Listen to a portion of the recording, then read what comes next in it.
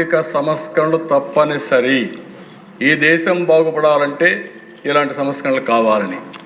ఇక్కడ 650 కోట్లు ఖర్చు పెట్టవు, ఉండే ఆస్తులని తగలబెట్టారు. ఇప్పుడు మెడికల్ కాలేజీ కట్టి ఉద్ధరిస్తానంటారు. ఎవరిని మోసం చేస్తారు మీరు? ఆ మెడికల్ కాలేజీలో ఏంటి? ఈరోజు మనం తీసుకున్న పాలసీలో ఎవ్వరికీ నష్టం లేదు.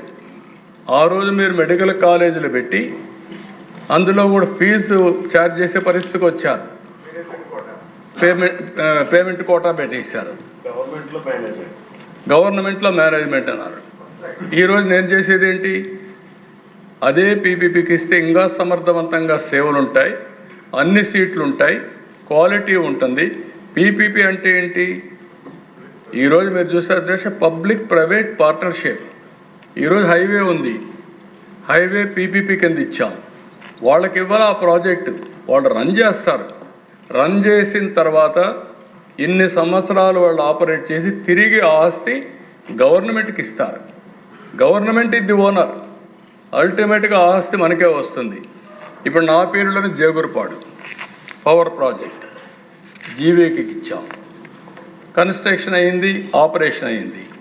ఆయనకి ఇచ్చిన కన్సెషన్ పీరియడ్ అయిపోయింది. అయిపోయిన తర్వాత ఆ ప్రాజెక్ట్ మనకు అప్పచెప్పాడు డెట్ ఫ్రీ. ఇప్పుడు మనం రన్ చేసుకుంటున్నాం దాన్ని. అలాంటి ఇది కూడా ఏదో నేను ఉద్ధరించేస్తానని మాట్లాడే పరిస్థితికి వచ్చారు అధ్యక్ష. ఒకే మాట చెప్తున్నా, ప్రజలందరికీ విజ్ఞప్తి చేస్తున్నా, నేను ఏ నిర్ణయం తీసుకున్నా దూరదృష్టితో ఆలోచించుకొని నిర్ణయాలు తీసుకున్నాం. వీళ్ళు చెప్పింది కానీ నేను భయపడి ఆ రోజు నిర్ణయం తీసుకుంటే ఒక్క ఇంజనీరింగ్ కాలేజీ పెట్టేవాడిని కాదు. ఆ రోజు ఇంజనీరింగ్ కాలేజీలు పెట్టకపోతే తెలుగు జాతి ప్రపంచం మొత్తం పోయేది కాదు. ఈరోజు ప్రపంచం మొత్తం పోవడం కాకుండా అన్ని దేశాల్లో తెలుగు జాతి నెంబర్ 1 పర్ క్యాపిటల్ ఇన్కమ్ సాధించారంటే అది ధైర్యంగా ముందుకు పోయాం కాబట్టి సాధ్యమైంది. ఆ విషయం గుర్తుపెట్టుకోవాల్సిన అవసరం ఉంది. ఏదో అడ్డం పడితే లేకపోతే ఇంకోటి చేస్తే మంచిని నిలిపేస్తాం అనుకుంటే నేను చూపించాను మీకు. పట్టిసీమ నిలుపుంటే ఏమైంది? 10 ఏళ్ళు 12 ఏళ్ళు ఎంత లాభం వచ్చింది? దానికి పెట్టిన పెట్టుబడి కంటే 40-50 రెట్లు ఆదాయం వచ్చింది. రాయలసీమ రూపురేఖలు మారాయి. గొల్లపల్లికి నీళ్లు వచ్చాయంటే ఏ విధంగా వచ్చాయి? రిజర్వాయర్ కట్టామంటే ఏ విధంగా కట్టాము? అక్కడ నీళ్లు వచ్చాయి కాబట్టి కియా మోటార్ వచ్చింది. కియా మోటార్ వచ్చింది కాబట్టి ఆ రోడ్ల మీద పోతే ఇది అనంతపురాన్ని చూసి ఆశ్చర్యపోయే పరిస్థితి వచ్చిందంటే అది ఈ ప్రభుత్వం యొక్క దూరదృష్టి అని చెప్పి కూడా నేను మీకు తెలియజేస్తున్నా. అందుకే దేశ ఇవన్నీ కూడా నీళ్లుంటే ఏదైనా సాధ్యం. ఆ విషయం గుర్తుపెట్టుకోవాల్సిందిగా మరొకసారి నేను మీకు విజ్ఞప్తి చేస్తూ, ఇంకొక పక్కన ఈరోజు ఇంకా కూడా కొంచెం ఇన్నోవేటివ్గా ముందుకెళ్ళి ఈ ప్రాజెక్టులన్నీ పూర్తి చేయాల్సిన అవసరం ఉంది. ఆ ప్రాజెక్టులు పూర్తి చేయడం కోసం ఈ ప్రాజెక్ట్స్ అన్నీ ఎక్కడికక్కడ ఏమేం చేయాలి, మైన్ ఇరిగేషన్ ట్యాంక్స్ అన్నీ కూడా ఫిలప్ చేయడానికి, రెనోవేట్ చేయడానికి ఒక ప్రాజెక్ట్ తీసుకుంటున్నాం. గ్రౌండ్ వాటర్ రీఛార్జ్ చేయడానికి మీకు ఇంత మునిపే చెప్పాను. కొన్ని అవసరమైతే ఇరిగేషన్ ప్రాజెక్ట్స్ కట్టడమే కాకుండా ఆ నీళ్ళన్నీ కూడా అక్కడ పొలాలకు ఉపయోగించుకున్నట్టుగా మనం ముందుకు పోవాల్సిన అవసరం ఉంది. మీరు ఒకసారి చూస్తే నాకు చైనాను చూసినప్పుడు అసూయ ఉండేది. వాళ్ళు మైక్రో ఇరిగేషన్ ప్రారంభించారు. కొన్ని లక్షల ఎకరాల్లో మైక్రో ఇరిగేషన్ పెట్టుకుంటూ పోయారు. ఆ రోజు నేను ప్రధానమంత్రి నరేంద్ర మోడీ గారు వాజ్పేయి గారు ఉన్నప్పుడు నేను ఆయన రిక్వెస్ట్ చేస్తే ఇవన్నీ సాధ్యమా ఏదో అడుగుతున్నారు మీరంటే, కాదు సార్ చేయాలంటే ఫైనల్గా నేను ఒక్కడిని 1 మ్యాన్ కమిషన్గా మైక్రో ఇరిగేషన్ రిపోర్ట్ ఇమ్మని వేశారు. నేను ఆ రోజు ఇజ్రాయెల్ ప్రపంచం అంతా స్టడీ చేసి నేను ఒక రిపోర్ట్ ఇచ్చాను. ఆ రిపోర్ట్ని ఆమోదించారు మైక్రో ఇరిగేషన్ డెవలప్మెంట్ కింద. ఆంధ్రప్రదేశ్లో రాయలసీమలో ఈరోజు మైక్రో ఇరిగేషన్ వచ్చిందంటే ఆ రిపోర్ట్ ఆధారంగా వచ్చింది. 100% సబ్సిడీ ఇచ్చాం. చిన్న పెద్ద రైతులందరికీ 10 ఎకరాల వరకు ఇచ్చాం. ఈరోజు బ్రహ్మాండంగా గేమ్ చేంజర్గా తయారైంది. దేశంలో అత్యధికంగా మైక్రో ఇరిగేషన్ ఉండే ఏకైక రాష్ట్రం ఆంధ్రప్రదేశ్ రాష్ట్రం, మన తర్వాత గుజరాత్ రాష్ట్రం. ఇవన్నీ చేశాం అధ్యక్ష. ఈరోజు అధ్యక్ష, ఈ సంవత్సరం గోదావరి కృష్ణ చాలా ఉధృతంగా వస్తున్నాయి. ఇంకా ఇప్పటి వరకు గోదావరిలో 2884 టీఎంసీ నీళ్లు సముద్రంలో అయిపోయినాయి. ఈరోజు వచ్చే నీళ్లు 5 లక్షల క్యూసెక్స్ ఆఫ్ వాటర్ వస్తూ ఉంది.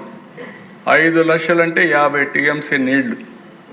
ఇంకొక పక్క కృష్ణ 845 టీఎంసీ నీళ్లు సముద్రంలో అయిపోయినాయి. అదే సమయంలో ఈరోజు 2,44,000 అంటే 24.4 టీఎంసీ నీళ్లు రోజుకు వస్తున్నాయి, సముద్రంలో అయిపోతున్నాయి. ఇప్పటి వరకు సముద్రంలో అయిపోయిన నీళ్ల దిశ 3,732 టీఎంసీ నీళ్లు ఇప్పటికి సముద్రంలో అయిపోయినాయి. ఇంకా సీజన్ ఉంది. ఒక్క గోదావరి ఈ సంవత్సరం 5,000 టీఎంసీ పైన సముద్రంలో ఇవ్వబోతున్నాయి అధ్యక్ష. నేను అందుకే చెప్పింది అధ్యక్ష, ఒక చిన్న విషయం, 2 టీఎంసీ 200 నీళ్లు 200 టీఎంసీ నీళ్లు గోదావరి నుంచి పోలవరం నుంచి బనకచర్లకు తీసుకుపోతే బ్రహ్మాండంగా రాయలసీమ సస్యశ్యామలం అవుతుంది. వర్షాలు పడినప్పుడు నీళ్లు వస్తాయి. కరువు రోజుల్లో కూడా ఎక్కడ కూడా నీటి ఎద్దడి లేకుండా చేయాలనే ఉద్దేశంతో నేను ఆ ప్రపోజల్స్ పెట్టాను. కేంద్రం కూడా ఆ రోజు ఒప్పుకున్నారు. అది జరిగితే అధ్యక్ష, ఒకప్పుడు నేను ముందే చెప్పాను మీకు, ఎప్పుడో కళ, ఇప్పుడు కూడా చెప్తున్నా, ఈ దేశం గంగా కావేరి 2 నదులు అనుసంధానం చేసి అన్ని రాష్ట్రాల్లో నదుల అనుసంధానం చేసిన రోజున ప్రపంచానికే మనం ఆహారోత్పత్తులు ఉత్పత్తి చేసి సరఫరా చేసే పరిస్థితి వస్తుంది. అలాంటి కార్యక్రమానికి మనం ముందుకు పోవాల్సిన అవసరం ఉంది. ఏది ఏమైనా అధ్యక్ష, ఈరోజు మీరు ఇది చూశారు. ఇక్కడ ఎమ్మెల్యేలు కూడా ఒక విషయం కోరుతున్నా. అన్నమయ్య జిల్లా 20 మీటర్ల కంటే 98 గ్రామాల్లో కింద నీళ్లున్నాయి.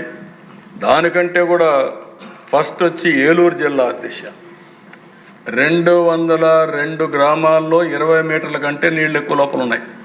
అది మీ బాధ్యత గుర్తుపెట్టుకోండి. ప్లానింగ్ బోర్డు చైర్మన్గా మీరు చూస్తే మీకు తెలియదు మనం అనుకుంటాం. దానికి కారణం పామాయిల్ ఎక్కువ ఉంది, కానీ వాటర్ కన్జర్వేషన్ తక్కువ ఉంది.